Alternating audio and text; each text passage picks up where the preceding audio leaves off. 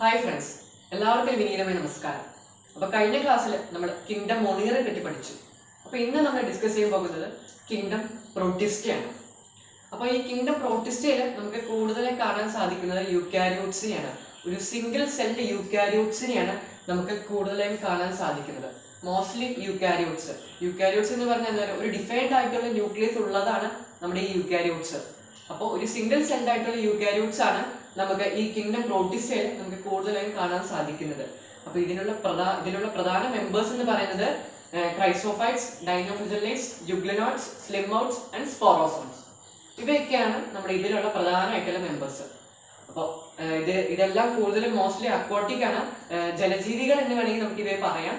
അപ്പോൾ ഇനി നമ്മൾ ഇതിന്റെ ഓരോന്നിനെ കുറിച്ചുള്ള ഡീറ്റെയിൽ ആയിട്ട് നമ്മൾ നോക്കാൻ പോവാണ്. അപ്പോൾ ആദ്യം ക്രൈസോഫൈറ്റ്സ്.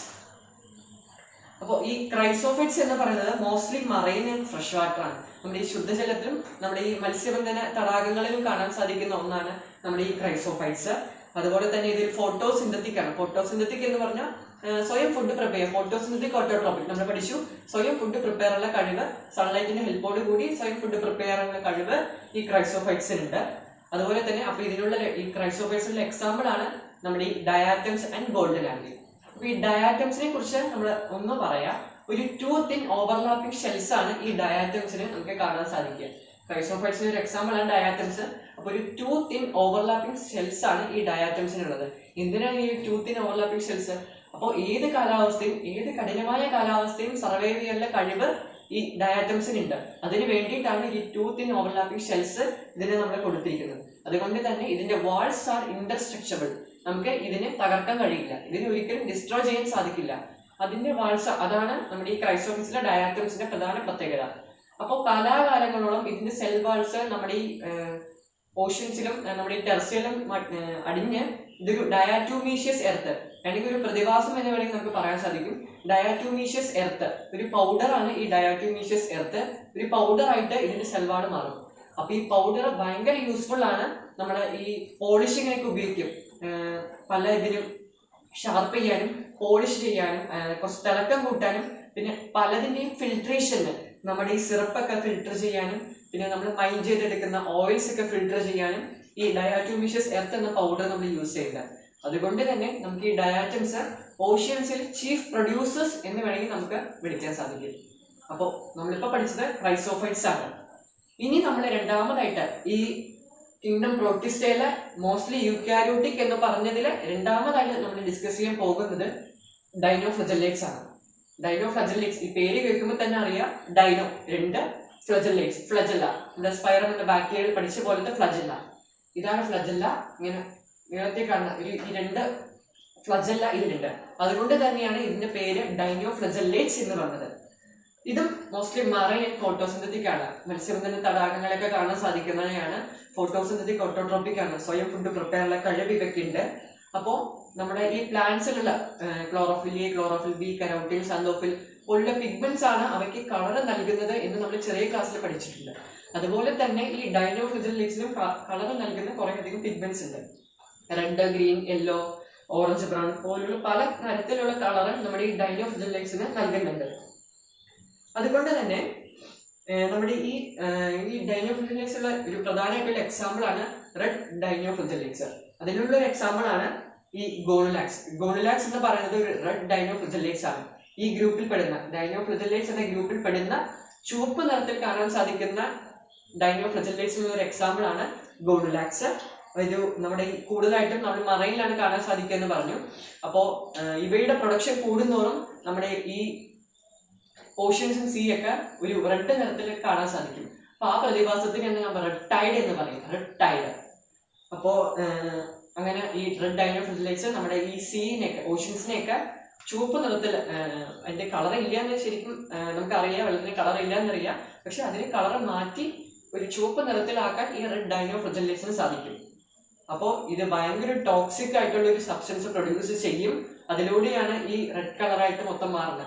അപ്പൊ ഈ ടോക്സിൻ പ്രൊഡ്യൂസ് ചെയ്യുന്നതിലൂടെ നമ്മുടെ ഈ ഓഷ്യൻസിലും സീയിലൊക്കെ കാണാൻ സാധിക്കുന്ന അക്വാട്ടിക് അനിമൽസ്, ക്രീച്ചേഴ്സ് എല്ലാം ഇതിന്റെ ഈ ടോക്സിൻ സബ്സ്റ്റൻസ് കൊണ്ട് നശിച്ചു പോകാൻ സാധ്യതയല്ല, തീർച്ചയായും നശിച്ചു പോകും. അതുകൊണ്ട് ഭയങ്കര ഹാംഫുൾ ആയിട്ടുള്ള ഒരു സാധനമാണ് നമ്മുടെ ഈ റെഡ് ഡൈനോഫ്ലജെല്ലേറ്റ്സ് എന്ന് പറയുന്നത്. ഇനി നമ്മൾ അടുത്തതായിട്ട് നമ്മൾ ഡിസ്കസ് ചെയ്യാൻ പോകുന്നതാണ് യുഗ്ലിനോട്സ്. യുഗ്ലിനോട്സും അതുപോലെ തന്നെ ഫ്രഷ് വാട്ടറിലാണ്, ശുദ്ധജല തടാകത്തിൽ കാണാൻ സാധിക്കും.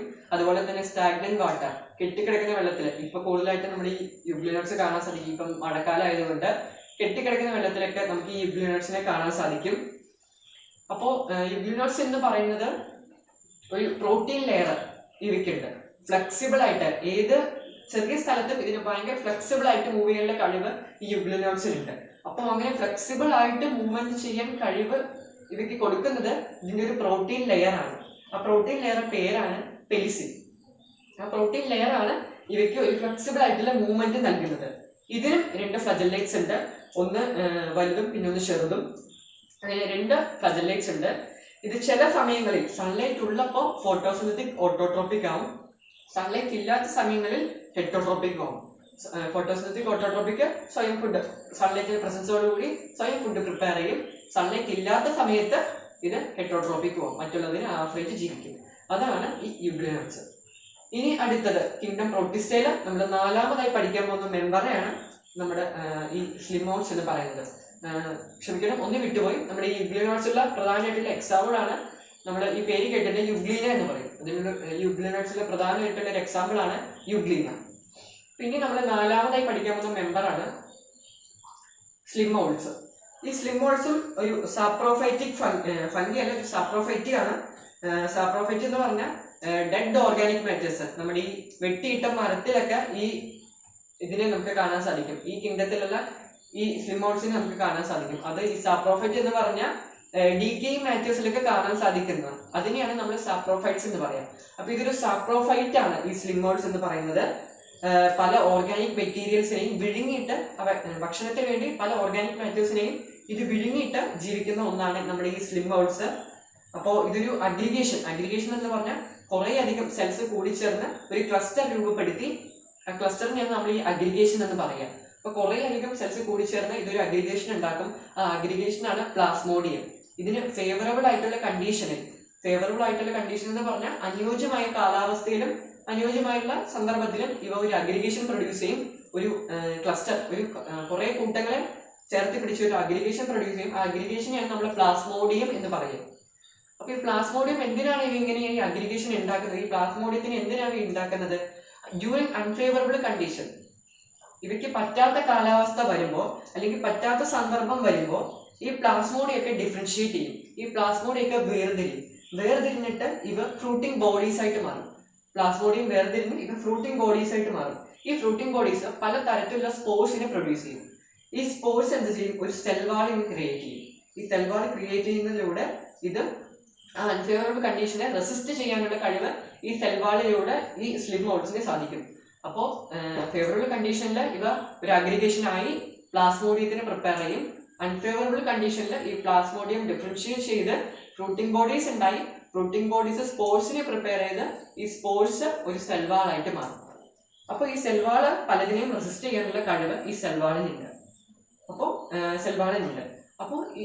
പഴയ സന്ദർഭം, ആ ഫേവറബിൾ കണ്ടീഷൻ തിരിച്ചു വന്ന നമ്മുടെ ഈ എയർ കടന്നതിലൂടെ, ഈ കാറ്റത്തിലൂടെ ഈ സെൽവാൾസ് ഒക്കെ ബേസ്റ്റ് ഔട്ട് ആയി പോകും.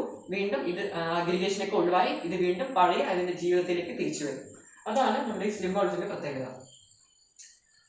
ഇനി നമ്മൾ അടുത്തതായി പഠിക്കാൻ പോകുന്നത് കിങ്ഡം പ്രോട്ടിസ്റ്റയിലെ 5ാമതുള്ള ഒരു മെമ്പറെയാണ് നമ്മുടെ ഈ പ്രോട്ടോസോൺസ്. ഞാൻ കെമിസ്ട്രിക്ക് പോയെന്ന് തോന്നുന്നു. പ്രോട്ടോൺസ് അല്ല, പ്രോട്ടോസോൺസ്. ഈ പ്രോട്ടോസോൺസും ഹെറ്ററോട്രോപ്സ് ആണ്. ഹെറ്ററോട്രോപ്സ് എന്ന് പറഞ്ഞാൽ ഞാൻ പറഞ്ഞു മറ്റുള്ളതിനെ ആശ്രയിച്ച് ജീവിക്കുക. ഹെറ്ററോട്രോപ്സ് ആണ് പാരസൈറ്റ്സ് ഓർ പ്രെഡേറ്റർ.